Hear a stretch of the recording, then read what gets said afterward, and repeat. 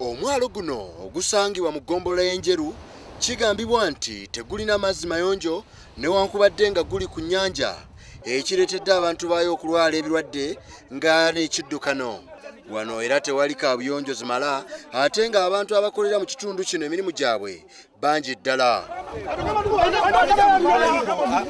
Bano be bamu ku bavubi nga balaga obutali bumativu bwabwe ku kisaliddwawo ekitongole.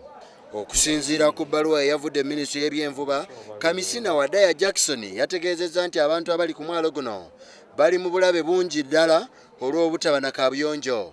Omwalo gw'e Katosi gwe gumu ku gisinga okuleeta ebyennyanja mu ggwanga, naye nga mu kiseera kino kigambibwa nti bakozesa amazzi amakyafu okwoza ebyennyanja ssaako n'okukola emirimu emirala. Bonna nze nga nze pasono guno omwalo gwe benefitingira wano. So baba gugadde batuyambe baguleke oba nga waliwo ekyetaagisa kitereezebwe. Baba nga bakulu baweereza ssente zitereeza ebitugazaawo basobola okuba ku kye bannyonnyola ku ekyo naye bataggalawo omwalo. Ngina kujjawa ssente zigenda okunfala nasinga ku yunivasite nga nsoma ng'ate nga sirina wenzijja wano mbadde nsuubira essuubi bagaddewo.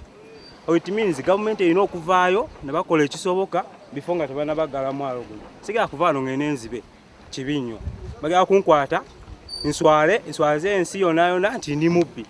Omu ku bakulembeze ku mwalo guno Mayinja wa Lugembe, ensimbi z'okuteeka amazzi amayonjo ku mwalo guno baaziweereza okuva mu gavumenti ya wakati, wabula abakulu ku disitulikiti y'e Mukono ne bazeezibika. Waliwo ssente ezajja ezaali zirina okuyonja omwalo oguteekamu amazzi n'ogukulaakulanya ogutwala mu maaso, naye nga ziragibwa nti zaaliibwa abamu ku bakungu abaaliwo mu budde obwo wamu ne batekiniko ba fisheries abalemereddwa okuteeka ekintu mu nkola n'omwalo ogunyiriza. Kati bakamishona be bazze ne baggala omwalo gw'abantu, be bantu okutandika okwekumamu omuliro. Naye tuba tukozesa amazzi nga baabana bagajja ku nnyanja wali ne tukozesa abo olw'ensonga bagamba disitulikiti bagiwa ssente eyingiza amazzi mu mwalo ne tetugalabanga.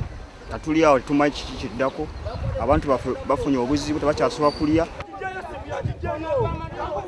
Ye ssentebe wa disitulikiti y'e Mukono Lukooya Mukooma agambye nti bakola ekisoboka kyonna okutereeza embeera eno era baleme okuggala omwalo guno, wabula abantu bagende mu maaso n'okukakkalaba emirimu gyabwe.